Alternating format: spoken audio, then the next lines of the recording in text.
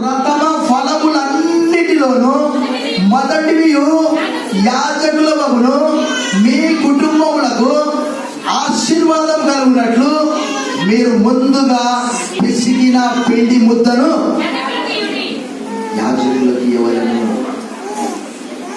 ప్రేమటువంటి దేవుని బిడ్డలారా, పాత నిబంధనలో 11 గోత్రాలకు స్వాస్థ్యం ఉన్నది, లేవీలకు స్వాస్థ్యం లేదు.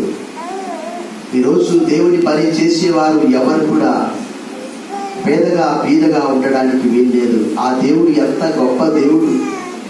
దేవుని వాక్యం మనము చదివినప్పుడు మోషే చెబుతూ ఉన్నాడు, భూమి మీద గాని ఆకాశంలో గాని నీ వంటి దేవుడు ఎవడు లేడు ప్రభువా.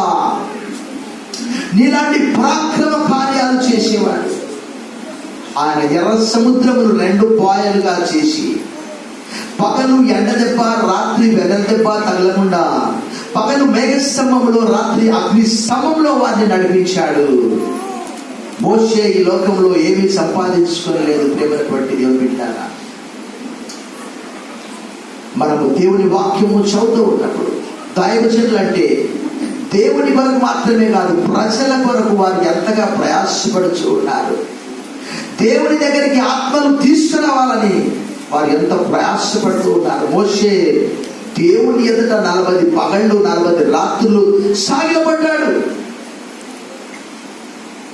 ఈ మధ్యాహ్నకాల సమయంలో ఆ రోజు ఇశ్రాయేలీయులు ఒక ప్రమాణం చేయాలి.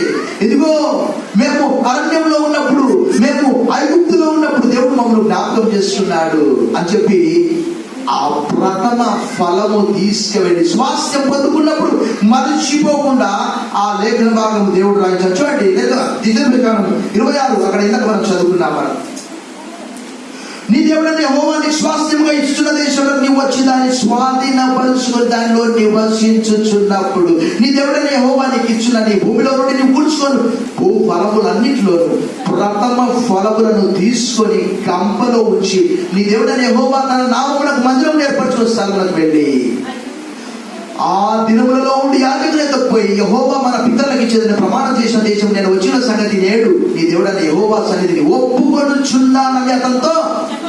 ఈరోజు మనం ఇక్కడ కూర్చున్నామంటే అదే ద్వితీయోపదేశ కాండం. ఇక నేను ఎక్కడ చదివించాను, ఇది మా సామర్థ్యము అని మనం అనుకోకూడదట, ఇది నా బలము. మీకు ఒక విషయం చెప్తాను, బబులోను అనే ఆ మహాపట్టణం గురించి మనందరికీ తెలుసు. నెబుకద్నెజర్ ఏమనుకున్నాడు? ఈ మహా బబులోను పట్టణము నేను కట్టించినది కాదా, ఇది నా ప్రభావము కాదా అని బయటికి రాలేక మనసులోనే అనుకున్నాడు. అంతే, ఇక నోట్ల మాట నోట్లో ఉండగానే ఆకాశం నుండి ఒక శబ్దం వచ్చింది, ఓ నెబుకద్నెజరు, నీ రాజ్యము నీ వద్ద నుండి తీసివేయబడ్డది, నీవు అడవిలో గడ్డి తింటావు. దేవుని గొప్పతనాన్ని తెలుసుకోకపోతే ద్వితీయోపదేశకాండం 8వ వచనంలో ఇది మా సామర్థ్యము, మేము కష్టపడి 30 రోజులు పనిచేస్తే మాకు జీతం వస్తుంది అని మనం అనుకోవచ్చు. కానీ అనుదినము కనుపాపమని కాపాడమని కీర్తనకారులు 17:8-9లో ప్రార్థన చేశాడు. Lord God May as Apple of your I. ఒకటి తన కనుపాపను కాపాడుకోలేక నన్ను కాపాడు. 30 రోజులు దేవుడు నిన్ను కాపాడితే 31వ రోజు నీ అకౌంట్లో సాలరీ పడుతున్నది. యెహోవా నాకు సహాయం చేసి ఉండనిలా నా ప్రాణము శీఘ్రముగా మౌనమందు నివసించి ఉండను. ద్వితీయోపదేశకాండం 8:17 అయితే మీరు మా సామర్థ్యము మా బాహుబలము ఇంత భాగ్యము మాకు కలగజేసినని అనుకుంటున్నాము. కాగా నీ దేవుడని యెహోవాను జ్ఞాపకం చేసుకునేవలను. ఏలైనా తన పితరులతో ప్రమాణం చేసినట్టు తన నిబంధన నేటి వల్ల స్థాపిపోవాలని మీరు భాగ్యము సంపాదించుకొనుటకై మీకు సామర్థ్యము కలగచేవాడు.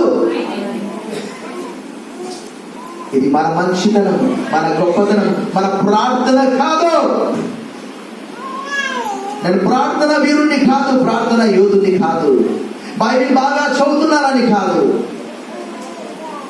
ఈ మధ్యాహ్నకాల సమయంలో ఒకసారి మన అనుదిన జీవితంలో ఇరుకులు, ఇబ్బందులు. 4వ కీర్తన 1వ వచనంలో కీర్తనాకారుడు అంటున్నాడు, ఓ నా ఇరుకులో నాకు విశాలత కలుగజేసేవాడు నీవే ప్రభువా, నన్ను కరుణించి నా ప్రార్థన ఆలకించుము అని అంటున్నాడు. అన్ని భయముల్లో నుండి తప్పించినటువంటి దేవుడు. 56వ కీర్తన 3వ వచనంలో ఇలా అంటున్నాడు, నాకు భయము సంభవించు దినమున నేను ఆశ్రయించుదును.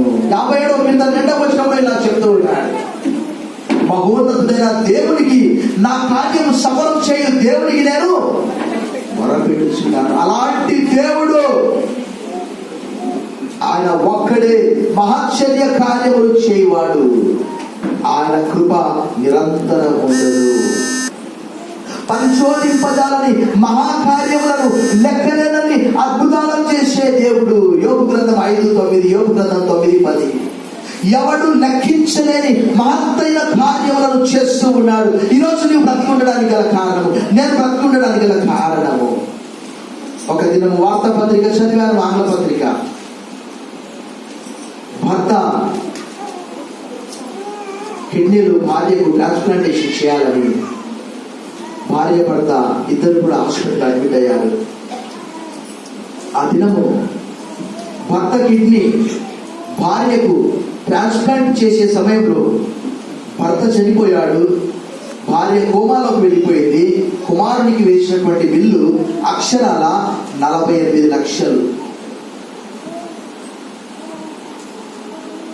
తల్లిని ఇంటికి తెచ్చుకోవాలా, ఆసుపత్రి బిల్లు కట్టాలా, లేక తండ్రి సమాధి చేయాలా? ఇలాంటి కష్టమైనటువంటి సమస్యల్లో, నా ఇరుకులో నాకు విశాలంగా కలగజేసిన వాడవు నీవే. ఒకవేళ దేవుని కృప, దేవుని దయ లేకపోతే భక్తుడు అంటాడు, నా ప్రార్థన ధూపం వలెను, నేను చేతులెత్తుట సాయంకాలపు నైవేద్యం వలెను నీకు అంగీకారములగును గాక. ఈరోజు మనం బ్రతికి ఉండడానికి కారణం ఒకే ఒక కారణము, ఆయన మనల్ని కాపాడుతూ ఉన్నాడు. ఈ లోకంలో అనేకమైనటువంటి అస్వస్థతలు, అనారోగ్యాలు, ఎరుకులు, ఇబ్బందులు, అవమానాలు, ఆర్థిక సమస్యలు, వాటన్నింటినీ కూడా అర్థం చేసుకోవడానికి యెషయా గ్రంథం 63:9 వారి యావత్ బాధలు ఆయన బాధలందరూ తన సన్నిధి చేత వారిని రక్షించను. నువ్వు కష్టపడుతూ ఉంటే నీ దేవుడు చూసి సంతోషించి సంకలు కొట్టుకునేవాడు కాదు. నీతో కూడా ఆయనే మన బలహీనతలను వహించుకొని మన రోగములను భరించినని ప్రవక్త అయిన యెషయా గ్రంథంలో రాయబడ్డ లేఖనము నెరవేరను. మత్తయి సువార్త 8:17. ఆయన నీ కొరకు నా కొరకు రోగగ్రస్తుడిగా మారాడు, రోగం అనుభవించాడు, శాపం అనుభవించాడు, బాధను అనుభవించాడు, దుఃఖాన్ని అనుభవించాడు. ఆ దుఃఖమంతా ఆయన తీసుకొని ఆ ఆనందాన్ని, ఆ సంతోషాన్ని నీకు ఇచ్చాడు. ఈరోజు మనం బ్రతికి ఉండడానికి గల కారణం, నేను కూడా I've been suffering from kidney problem for 13 years. Doctor అన్నాడు, నీ దేవుడు ఎవరో తూర్పు తిరిగి దండం పెట్టుకోని కిడ్నీ పాడైపోతుంది అన్నాడు. క్రిస్టియన్ హోమియో డాక్టర్ లేకపోతే ఆయన ఒకే ఒక మాట అన్నాడు, సార్ మీరు మాస్టర్ కదా, సేవ చేస్తున్నారు, మీరు చనిపోతే నేరుగా దేవుడి దగ్గరికి వెళ్ళిపోతారు, పోండి సార్. ఈరోజు నేను బ్రతికి ఉండడానికి గల కారణము, సంవత్సరానికి నేను బ్రతకాలంటే 1,00,000 పెట్టుకోవాలి, కానీ నా దేవుడు ₹1 పెట్టకుండా స్వస్థపరుస్తూ ఉన్నాడు. దేవుడికి స్తోత్రం ఇవ్వండి. ఏమైనటువంటి దేవుడు బిడ్డలారా, నీవు బ్రతికి ఉండడము నీ కుటుంబానికి ఎంత ప్రాముఖ్యమో నీ దేవుడికి కూడా నీవు అంతే ప్రాముఖ్యము. మత్తయి సువార్త 5:13-14 మీరు లోకమునకు ఉప్పై ఉన్నారు, మీరు లోకమునకు వెలుగై ఉన్నారు, కొండ మీద నుండి పట్టణం మరుగై ఉండలేరు. మనుష్యులు మీ సత్క్రియలు చూసి పరలోకమందున్న మీ తండ్రిని మహిమపరచినట్లు వారి ఎదుట మీ వెలుగును ప్రకాశింపనియుడి. ఒక్కసారి మనల్ని మనము జ్ఞాపకం చేసుకొని ఏ స్థితిలో ఉన్నామో, మనము ఎలాంటి స్థితిలో దేవుడు మనల్ని రక్షించాడు. పాపంలో, శాపంలో, జిగటగల దొంగ ఊపిలో, కీర్తన 40:10 అంటాడు, జిగటగల దొంగ ఊపి నుండి పైకి లేవనెత్తి సముద్రంలో భూమిపై నాకు నిలిపావని అంటాడు. యెహోవా నాకు చేసిన ఉపకారములన్నిటికీ నేను ఏమి దేవుడికి చెల్లింపులు. రక్షణ పాత్ర చేత పుచ్చుకొని ఆయన పేట కృతజ్ఞతా స్తుతులు చెల్లిస్తానని కీర్తనకారుడు అంటున్నాడు. ఈ మధ్యకాల సమయంలో దేవుడు ఎరిగినటువంటి వారికి దేవుడు ఎరిగినటువంటి వారికి చాలా తేడా ఉంటుంది. ఇశ్రాయేలు తిరుగుబాటు చేసినప్పటికీ కూడా వారి పట్ల ఆయనకు ఉన్నటువంటి ప్రేమ అనేక సార్లు మనం కూడా కృతజ్ఞత భావం మనలో లేకపోయినప్పటికీ కూడా నేను రక్షించబడినప్పటి నుంచి దేవుడికి దశమభాగం ఇవ్వడం ప్రారంభించాను. ఈ రోజు వరకు నాకు ₹1 కూడా ఆపులేదు. దేవుడికి స్తోత్రం. పిల్లలు చక్కగా చదువుకోగలిగారు, ఉన్నత విద్యను అభ్యసించగలిగారు. ఏ ఆర్థిక సమస్య నా జీవితంలోకి రాలేదు. ప్రతి నెల మనస్ఫూర్తిగా జీతం రాగానే దేవా 30 రోజులు 4 ఆదివారాలు 4 గురువారాలు 4 శుక్రవారాలు ప్రతి గృహానికి వెళ్ళి ప్రార్థించి వారిని బలపరిచే ఆ సమయం ఇచ్చావు ప్రభా, నేను బ్రతికి ఉన్నానని చెప్పి కృతజ్ఞతగా దశమభాగం కంటే ఎక్కువగా మనస్ఫూర్తిగా నేను దేవుడికి ఇవ్వగలుగుతూ ఉన్నాను. అదే నా యొక్క ఆర్థిక రహస్యం, ఆరోగ్య రహస్యం. ప్రేమైనటువంటి దేవుని బిడ్డలారా, దేవుని వాక్యం అంటే కేవలం ఆధ్యాత్మికమే కాదు, ఆరోగ్యము ఆర్థికము. నన్ను ప్రేమించు వారిని ఆస్తికర్తలుగా చేయుదును, వారి నిధులను నేను నింపుదును అని దేవుడు సామెతలు 8:21 తెలియజేశాడు. ఈ మధ్యాహ్నకాల సమయంలో దొరికిన వారికి అవి జీవమును, వారి సర్వ శరీరమునకు ఆరోగ్యము అని సామెతలు 8:22 రాయబడ్డది. ఈ మధ్యాహ్నకాల సమయంలో దేవుడు ఒక నిమిషానికి 60 సెకండ్లు, ఒక గంటకు 60 నిమిషాలు, ఒక మాసానికి 30 రోజులు, ఒక సంవత్సరానికి 365 రోజులు దేవుడు నా జీవితంలో లేకపోతే ఇప్పటి వరకు ఇక్కడ మనం కృతజ్ఞత అర్పణల పండుగ చేసుకుంటున్నాము. మన మెమోరియల్ సర్వీస్ ఎప్పుడూ అయిపోయి ఉండేది. పోయిన సంవత్సరం, అటుపోయిన సంవత్సరం, 2 సంవత్సరాల క్రితం ఇదే నల్లగొండలో నేను స్కానింగ్ చేసుకుంటే స్కానింగ్ డాక్టర్ ఆమె చూడలేకపోయింది. మీ కిడ్నీలో ఇంత పెద్ద స్టోన్ 25 mm ఎవరి కిడ్నీలో కూడా నేను చూడలేను. Still I have a kidney problem, still there is a stone in my body. పౌలు ఎపఫ్రోదితు గురించి చెప్తూ ఫిలిప్పీ 2:20 చెప్తాడు, ఎపఫ్రోదితు రోగి అయి చావునకు సిద్ధమై ఉండేను, కానీ ప్రభు అతనికి కనికరించాను. అతని మాత్రమే కాక దుఃఖం మీద దుఃఖం కలుగుంటకు నిమిత్తమై ప్రభు నన్ను కనికరించాడు.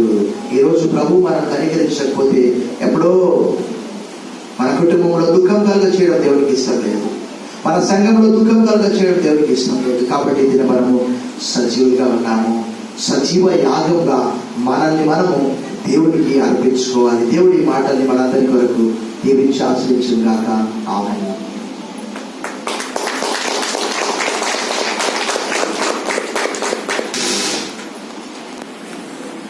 దేవుని నామానికి స్తోత్రం కలుగుగాక. హల్లెలూయా, హల్లెలూయా. ఈరోజు ఎంతో శ్రేష్టమైనటువంటి వర్తమానం. చాలా సుదీర్ఘ ప్రాంతం నుండి మన మధ్యకు ఇచ్చేసి ప్రయాసంతో రాత్రంతా జర్నీ చేసినప్పటికీ అన్నగారి ముఖం ఆరంభంలో ఎట్లా ఉందో ఇప్పుడు కూడా ఇంకా అంతకంటే బ్రైట్ గా ఉంది. అలాంటి గొప్ప దైవజనుడిని మన మధ్యకు నడిపించిన దేవాది దేవునికి హృదయపూర్వకమైన కృతజ్ఞతలు చెల్లిస్తూ మన దైవజనులు అందించిన ఈ గొప్ప వర్తమానం బట్టి దేవాది దేవునికి నిన్న కృతజ్ఞతలు స్తోత్రములు చెల్లిస్తున్నాను. మరి మన సంఘపక్షంగా అన్నగారికి, అక్కగారికి, కుటుంబ సభ్యులకు ప్రత్యేకమైన దీవెనలు తెలియజేస్తున్నాను. దేవుడు వారిని ఇంకా దీవించి ఆశీర్వదించి దేవుని సేవ పరిచయంలో రానున్న రోజుల్లో బహుబలంగా వాడుకున్నాను. సమయంలో మన